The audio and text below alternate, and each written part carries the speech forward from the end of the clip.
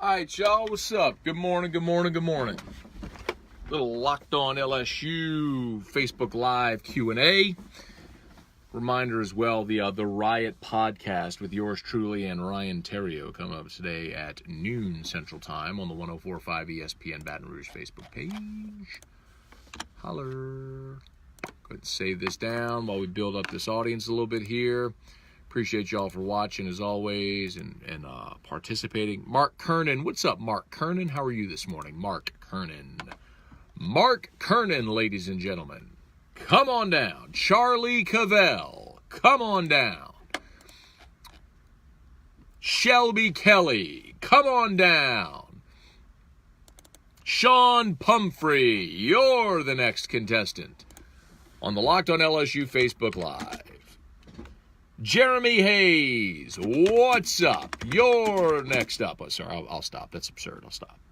What's up from Senlaw? What's up, Jeremy Hayes? Appreciate our friends up at Senlaw, man. 94.7 ESPN Alexandria.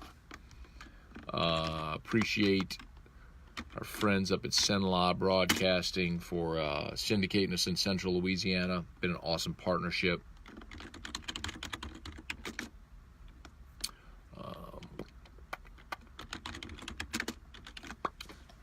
There we go. Boop. Sorry, I was saving that. All right. Y'all got questions? You know the drill. Tyler Hales, what's up? Randy Dabdoob, $1. Dun, dun, dun, dun. All right, y'all know the drill. You got LSU questions, fire away. So we started today a little bit on Will Wade. Played some of the Tasman interview from yesterday on AFR. Previewed LSU Grambling from tonight. Reset some of what Kendall Rogers had to say on AFR yesterday, and now Q&A. So we'll get to that. Let's see. Thomas Morvant, Cole Pierce, Stephen Foyle. What's up, everybody? All right, y'all know the drill. Fire away. Questions. You got questions, I'll answer them. So hit me up. Hit me up. Happy Hump Day Eve. Nice. All right, anything LSU related, y'all fire away. Let's go. Here we go. I'll come out, do a reset. Is Senlaw even really Louisiana? Bro, you better stop that, bro. That's our affiliate up there. Love them people. All right, here we go. All right, wrapping up another edition of the Locked On LSU podcast, your team every day. I've mentioned it a few times already. Fired up here at the Locked On Podcast Network. We've got a great new affiliation with the Himalaya Podcast app. An ever-evolving world of podcast personalization and customization matters, and nobody's better at that than Himalaya. So download the new Himalaya Podcast app and subscribe to the Locked On LSU podcast. We appreciate you for being there with us every single day. Okay, if you're new to the podcast, this is how we wrap up every day. We do a Facebook Live. It's sort of a mailbag, but instead of asking for questions on Twitter, we fire up a Facebook Live, and so we let you do this real time, and you get to be moderately podcast famous. So if you don't already, please go to my Facebook page at Matt Moscona AFR. Like the page, set notifications every weekday around 10 a.m. Central Time in the 10 o'clock hour. We'll go live on Facebook, and we'll get to your Q&A. So let's blow and go here with your questions. Right at the shoot, here's a new one. Thomas Morvant, I'll start. Your gut feeling on whether Will Wade returns. So, I don't really do gut feelings. That's not how I operate because, especially when you're talking about something like this, where you're talking about the future of a program, coaching futures, I give educated opinions based on information I have. I don't like to do a gut feeling. Because if I'm wrong, you will all remind me that I was wrong. And there's some things that it's not worth. It's worth where you'd rather be right than be first, sort of thing, and be wrong. I've always stayed at a 40% chance that Will Wade returns, and some people think that that's too high. So I think it's less than 50-50 because of the content on the wiretap. I think is damning, but the reason I'll keep it as high as it is because if LSU's brass wanted to fire Will Wade, it would have been done already. So they want him back. Can they maneuver it to keep him back? We'll see. So I don't know. What else is on those wiretap phone conversations? We've already heard or seen transcripts of 2 of them. Are there more? Maybe. I mean, do we really think that Will Wade only had 2 conversations ever with Christian Dawkins? So, can they figure out a way to sift through this very ugly situation and have Will Wade resume coaching at LSU? I don't know. But I think the odds are better than most people think because the administration wants him back. And if your bosses are willing to move mountains to get you back, then there's at least a pretty good chance that you will return. Let's see. Charlie Cavell, who will survive all this mess? Wade, Alleva, or Alleva and F. King? So I think F. King Alexander is not going anywhere. And in large part because you have to understand that F. King Alexander works at the pleasure of the governor. And the governor and F. King Alexander politically are very aligned. And I just cannot see King Alexander being moved. In some respects, he is the governor's pawn, and the governor's going to keep him there. So I don't think King Alexander is going anywhere. That's number one. Joe Alleva is in a bit more of a dicey situation because there are people that have, on the board of supervisors that have outwardly said they don't want him there anymore. They're trying to move him. The flip side of it is he's got some support on the board. So you have this tug of war with Joe, and ultimately they'll have to make a decision. If this gets worse, my guess is Joe goes probably this summer. That's, I think, the most likely scenario because keep in mind, if you're Joe Alleva, and maybe I wouldn't even necessarily say that he's fired, but could he seek another job, something along those lines? If you're Joe Alleva and you want to finish your career at LSU, but they're not going to extend you, well, you want to stay ahead of your resume. You certainly don't want to wait until the summer of 2020 and be fired at some point. So, maybe Joe's looking at it thinking, fire me so I can collect buyout money or whatever. But my guess is Joe would rather stay ahead of his resume and would rather go get another job somewhere while he's still gainfully employed as opposed to being fired and then looking for another job. And then Will, I think, is just in a completely different stratosphere. So if you go to rank the chances of survival, that's probably the way I'd go it. Let's see. Shelby, what do you think the lineup looks like when Cabrera comes back? Baseball looks like they're pulling it together. I think Cabrera goes back to the 4-hole. I think that's where he's best. And I think the reason is exactly what you saw in Game 1 of the Mississippi State series. First 2 batters struck out, looked terrible. Duplantis draws a walk. And then you had Cabrera up who yanked one over the right field wall for a 2-run homer. Chris Reed doesn't give you that. And I also think it's not coincidental that when Chris Reed went into the 4-hole, his average dropped to 269. His average dropped 50 points when he went into the 4-hole. He's not a 4-hole hitter. I'm okay with Chris Reed batting behind Daniel Cabrera and pitchers saying, you know what, I'll pitch around Cabrera and take my chances with the singles hitter. And that's what Reed is. So I like Reed in the 5-hole. And I'm perfectly fine with Duplantis continuing to lead off and having Josh Smith in the 2-hole and batting Watson third. I actually like that better. Let's see. What do you want to see from the LSU pitching staff during these 2 midweek games?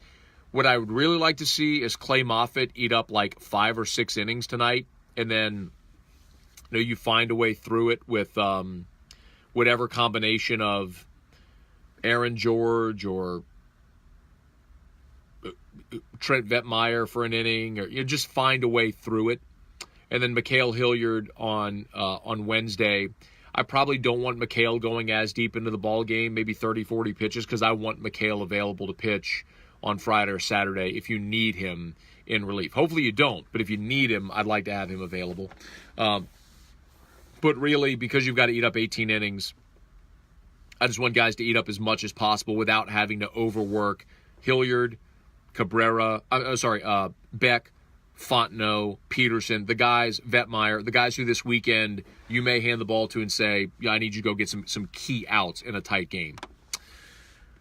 Let's see. Is LSU baseball a top 10 team next week? Yeah, because I think they'll win 2 out of 3 from Texas A&M. They'll be first place in the West. They will be 8-4 in the conference, and they will have beaten, had a road series win over number 2 Mississippi State, and then a home series win over a really good ranked Texas A&M team. Yes, I do believe they will be in the top 10 next week. How long before Dugas comes back? Do they ease him in at DH, or do they plug him in at second base as soon as he's ready? So the original timeline had him back end of April, so you're probably still at least a couple of weeks away from having Gavin Dugas back. And, I wouldn't worry so much about him fielding. I think the bigger question is more, can he swing a bat? So I would have no problem in a midweek game getting him some run at second base in a couple of weeks whenever he's ready to come back, to see if he can go field and play second. Let's see, what's the latest on Saul Garza? Is the knee not right yet, or still doesn't have the confidence from the coaching staff with the stick? I think it's not only the stick, I think it's also his glove. Whenever they put him behind the plate, he just wasn't a better option than Brock Mathis.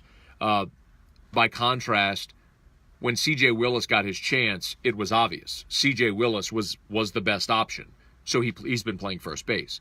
If Garza had that kind of snap impact as soon as he went in, then that becomes an easier decision, but he just didn't have that impact. I think for Saul Garza to become a regular contributor on this team, he is going to have to do something offensively like what Willis did this weekend. Get your shot and prove you're ready to hit pitching at this level, and then they find a way to get you in the lineup, either as the DH against a left-handed starting pitcher or rotating weekend starts with Mathis behind the plate. Let's see. Just answered that one about pitching this week. Brian Taylor, any timetable on Jaden Hill? Paul Maneri and Dunn never rush, but haven't heard. Also noticed Paul Maneri's NOLA comparison and Henry in full display Friday at the new water tower. Cole Henry is certainly stoic on the mound, which is cool to see. As far as Jaden Hill, Nolan Cain did say on Monday on Off the Bench that they expect both Hill and Marceau to do some light toss this week. And if they can do it pain-free, then maybe you see them get back on the bump next week with some mound time. So, we'll see. But they've got to be able to throw pain-free before they put him back into a game scenario. Let's see. Here's a football question, interestingly enough. How odd has this been this spring? Because of basketball making their run and baseball having the season they are so far, nobody's talking about spring football. But this one asks, which freshman has the biggest impact on offense for football? Is it Emory, just because of the lack of big play talent at running back?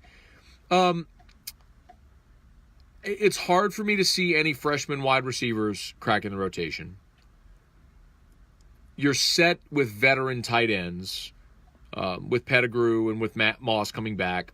And, of course, you have the JUCO transfer with McClendon. I can't see any freshman offensive linemen starting, so it has to be a running back. So really it comes down to, is it John Emory or is it Ty Davis? And my guess is they give Emory the first crack to be that guy. So I don't know that you see it immediately, game one, or certainly game two in Austin, but I think by the end of the season, John Emory will be that guy. It's not going out on a limb. It's just recognizing where are there reps to be had for a freshman, and running back is the very obvious spot. Cole asks, going into the A&M series, who's your starting second baseman if Gavin still isn't ready for a full go this weekend? So Dugas not going to be ready this weekend. And I would put this hasn't been a super popular opinion, but I would put Hal Hughes out there. I think Hughes is the better glove than Broussard. And I really think that in spots, Hal Hughes has just been neither guy's offensive statistics pop. And if you're just looking for a bat, both run pretty well. Broussard probably runs a little better than Hughes. But if you're just looking for the bat, look at the side-by-side comparison of the two. Hal Hughes batting 182, Brant Broussard batting 196. Hughes has 15 strikeouts. Broussard has 7 in 51 at-bats. But Hughes has 77 at-bats. So not too different. Hughes has drawn 11 walks. Broussard has drawn 6 walks. On base percentage, Broussard is 288. Hughes is 315, so that's kind of the difference right there. I just feel like in spots you've seen Hughes come through. Neither's done much. I mean, you're splitting hairs. It's just kind of who do you like better on certain days and certain spots. And for me, I'd probably take Hughes at this point over Broussard. With Fontenot now in the closer's role, who's your 7th, 8th inning setup guys? I think, by the way, that's going to be a to-be-determined type deal.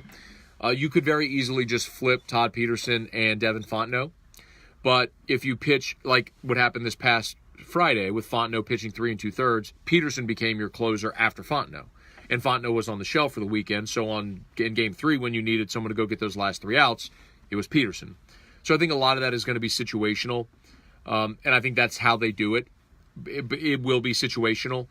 But I think if you're Maneri showed you his hand in Georgia when it was a 1-0 game in the 9th. They needed 3 outs. Fontenot went in. That's the guy he trusts. I just think they piece it together between then. If you had to go 7, 8, 9, you probably go like 1 pitcher per inning. You'd go Beck, Peterson, Fontenot, or more likely Beck, Fontenot for a 9-out save or a 6-out save. Quite honestly, because you know he can do it. Could Willis catch? Then you could leave Beloso at first, the most potent lineup that way. So the problem with C.J. Willis, if you remember, is he tore his labrum last year in high school. So his arm is the issue. He could be a catcher or an outfielder, but until his arm is back to full strength, it's hard to have him do anything other than swing a bat and stand on first base and catch the ball. So could he? Eventually, maybe, but not, as I understand it, he's not ready for that right now. All right, that's going to do it for us. Locked on LSU, your team every day. We appreciate you for being here with us every day. Tell a friend, share the podcast, subscribe. That is a massive help, and we'll see you tomorrow for the Locked on LSU podcast. Your team every day. I see your snide comments there about wide receivers. I didn't break down receivers. You asked which freshman would have the biggest offensive impact. And so I said I was going by position. You have depth. You have a lot of guys at receiver, so it's hard to see anybody cracking the rotation there, right? And then I went to offensive line and tight end and running back, quarterback. So I wasn't breaking down receivers. I wasn't talking receivers. I was saying none of the freshman receivers are coming in making an impact. Better not be front end. All right, I think we're done here. Yes, sir. Okay. All right, y'all. I'm going to bounce. Y'all have an awesome... Oh. Crap. I got to get that timestamp. Y'all have an awesome rest of your morning. At noon, if you're hanging around looking for something to do. At noon, yours truly and Ryan Terrio with the Riot Podcast on the 104.5 ESPN Baton Rouge Facebook page. So we'll be live there. Of course, we'll share the podcast all over so you can watch it with us. But there it is. Anyway, so that's coming up today at noon Central. Hope to see you there. Y'all have an awesome one. See ya.